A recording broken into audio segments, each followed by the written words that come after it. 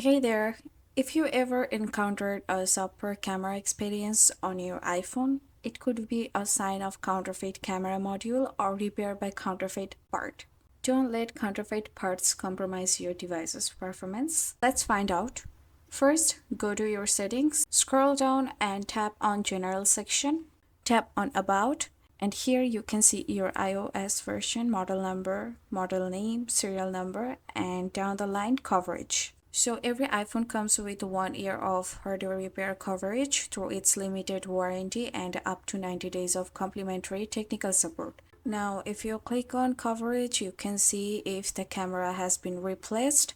If the repair was completed using genuine Apple parts and process, you will see genuine next to the camera option. Or if the part is replaced with a non-genuine part, you will see an unknown message next to the camera. In this way, you can find out if your iPhone camera is original or fake. Thanks for watching.